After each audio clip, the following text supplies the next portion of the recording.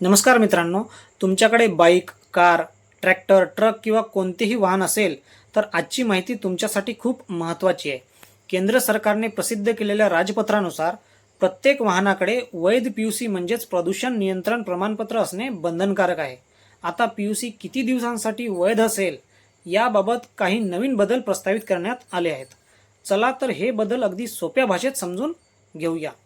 सर्वप्रथम जुन्या वाहनांबद्दल BS1, BS2 आणि BS3 या वाहनांसाठी पीयूसी फक्त 3 महिन्यांसाठी वैध असेल. BS4 वाहनांसाठी पीयूसी 6 महिन्यांसाठी वैध राहील. आता BS6 वाहनांबद्दल, जर तुमचे खाजगी BS6 वाहन 6 वर्षापेक्षा कमी जुने असेल तर पीयूसी 3 वर्षांनी करावी लागेल.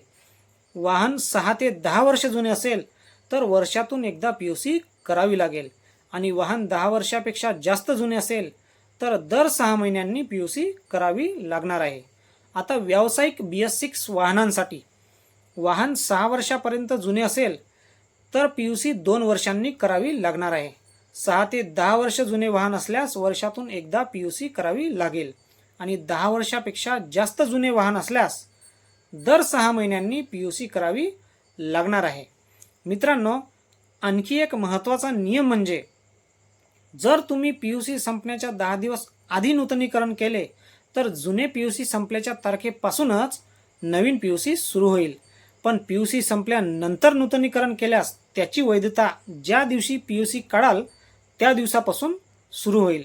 मित्रांनो, ही माहिती केंद्र सरकारने प्रसिद्ध केलेल्या राजपत्रातील अधिसूचनेवर आधारित आहे. मात्र हे नियम सध्या मसुदा म्हणजेच ड्राफ्ट स्वरूपात आहे. अंतिम अधिसूचना प्रसिद्ध झाल्यानंतरच हे नियम लागू होतील. तुमच्या मते हे बदल योग्य आहेत का? आम्हाला कमेंटमध्ये नक्की सांगा. व्हिडिओ आवडला असेल तर लाईक करा, तुमच्या मित्रांना शेअर करा आणि अशाच महत्त्वाच्या सरकारी अपडेट्ससाठी आमच्या चॅनलला फॉलो आणि सबस्क्राईब करायला विसरू नका. धन्यवाद.